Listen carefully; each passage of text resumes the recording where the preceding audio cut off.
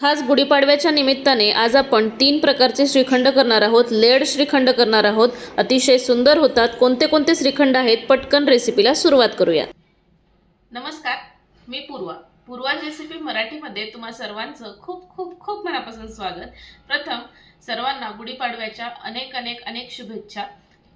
आज गुढीपाडव्याच्या निमित्तानेच आज आपण करतोय श्रीखंड, पण ह्या श्रीखंडाचे आपण 3 प्रकार आज बघणार आहोत। आपण आज लेड श्रीखंड तयार करणार आहोत। अतिशय सुंदर होतं चवीला। तिन्ही पण जे श्रीखंड आपण करणार आहोत ते अतिशय सुंदर आहेत चवीला। तर त्यासाठी पटकन रेसिपीला सुरुवात करूया। तर श्रीखंड तयार करण्यासाठी इथे मी चक्का घेतलेला आहे। हा मी मार्केटमधून विकत आणलेला चक्काच घेतलेला आहे। तुम्ही घरी सुद्धा बनवू शकता।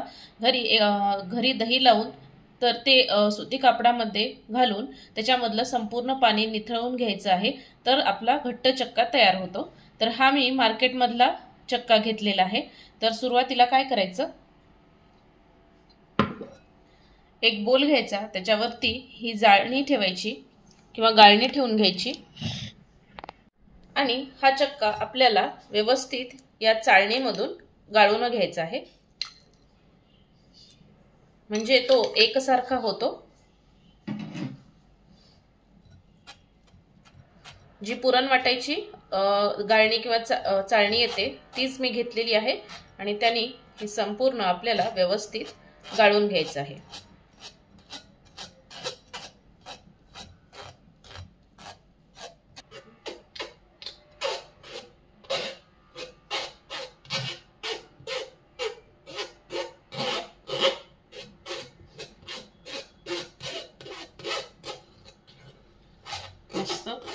व्यवस्थित पुरण वाट्याच्या चाळणीने व्यवस्थित हा चक्का आपला गाळून होतो। तर आता हा संपूर्ण चक्का इथे गाळून तयार करते। तर बघू शकाल इथे तुम्ही व्यवस्थित हा चक्का मी गाळून घेतलेला आहे। मस्त। आता जेवढा चक्का आहे तेवढीच आपल्याला ह्याच्यामध्ये साखर घालायची आहे। पाव किलो मी चक्का घेतलेला होता, तर ह्याच्यामध्ये पाव किलोच पिठी साखर मी घालणार आहे।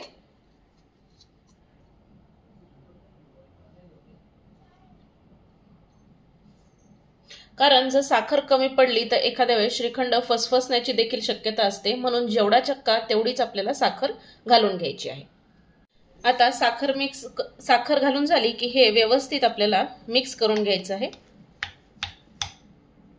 साखर संपूर्ण ह्याच्यामध्ये विरघळली पाहिजे असं ह्याला मिक्स करायचं आहे आणि फेटून घ्यायचं आहे। हे बघा,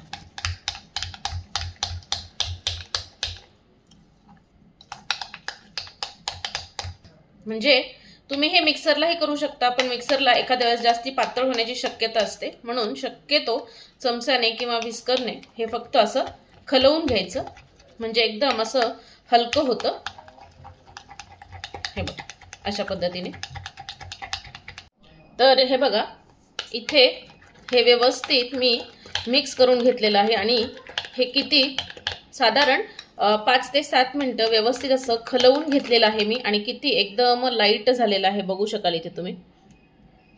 मस्त एकदम फ्लफी झालेलं आहे, हलकं झालेलं आहे। त्याच्यामुळे असं 5 ते 7 मिनिटं खलवून घेणं, मिक्स करून घेणं अतिशय गरजेचं आहे। मस्त।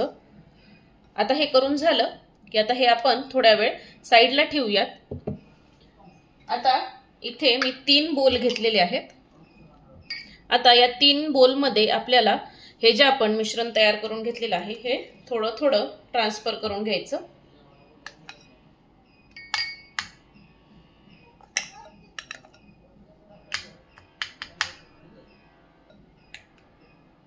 मस्त।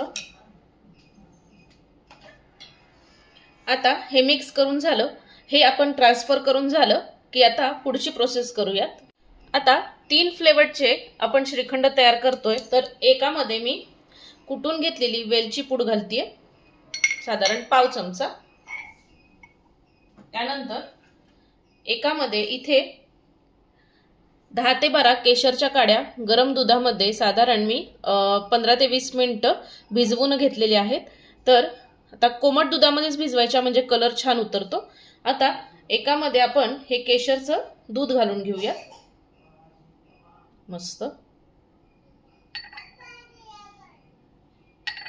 क्या बात आहे। त्याच्यानंतर आता एक जे आपलं श्रीखंड आहे त्याच्यामध्ये मी साधारण पाव चमचा इथे मी रोज सिरप घालतीये, म्हणजे ते दिसतानाही खूप सुंदर दिसतं आणि कलर देखील सुंदर येतो। मस्त। आता हे तिन्ही पण श्रीखंड आपण व्यवस्थित मिक्स करून घेऊयात। क्या बात आहे, जबरदस्त।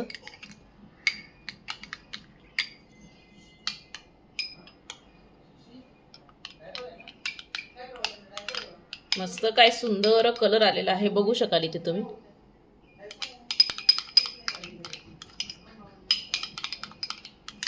जबरदस्त। आणि आता हे केशरचं देखील आपण मिक्स करून घेऊयात। क्या बात आहे।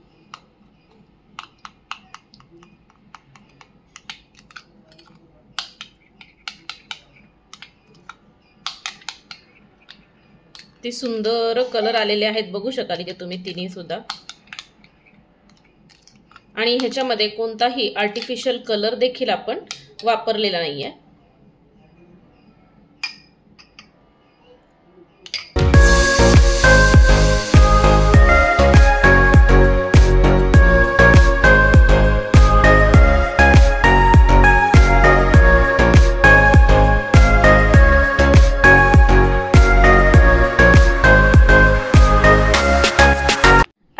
आपण तिन्ही पण श्रीखंड छान असेंबल करून घेऊयात। तर इथे माझ्याकडे एक अशा पद्धतीचा एक आहे, हे बघा, अशा पद्धतीचा आईस्क्रीम खाण्याचा जो आपला मोल्ड असतो किंवा आईस्क्रीम आपण ज्याच्यामध्ये खातो असं आहे माझ्याकडे। तर आता ह्याच्यामध्ये आपण तिन्ही पण श्रीखंड असेंबल करून घेऊयात। हे बघा, खालती बेसला आपण जे वेलचीचं तयार करून घेतलेलं होतं ते घालून घेऊयात। त्यानंतर आता यावरती घालूयात आपण जे आपण केशरचं तयार करून घेतलेलं होतं श्रीखंड, केशरचं श्रीखंड घालून घेऊयात। क्या बात आहे, जबरदस्त।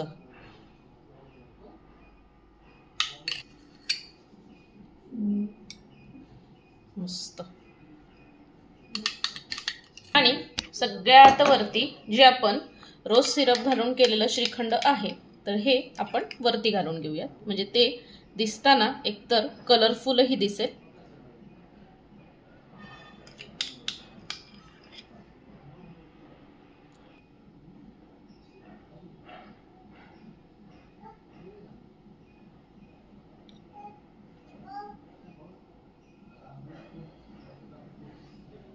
काय सुंदर दिसतंय, बघू शकाल इथे तुम्ही। जबरदस्त।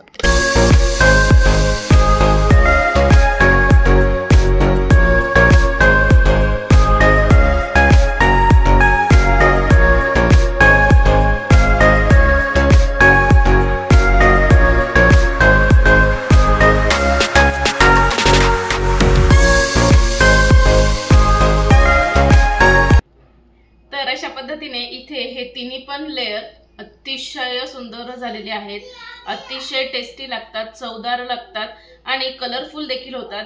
जरूर अशा पद्धतीने तुम्ही करून बघा, अतिशय सुंदर होतात। तुम्ही घरातल्यांना खाऊ घाला, घरातल्यांना सुद्धा आवडतील ह्याची खात्री आहे।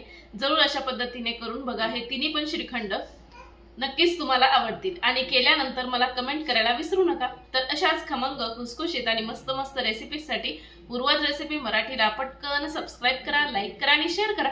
तोपर्यंत मस्त खा आणि स्वस्त रहा। भेटूया नेक्स्ट व्हिडिओ मध्ये नवीन कोऱ्या अशाच छान रेसिपी सोबत। तोपर्यंत बाय बाय।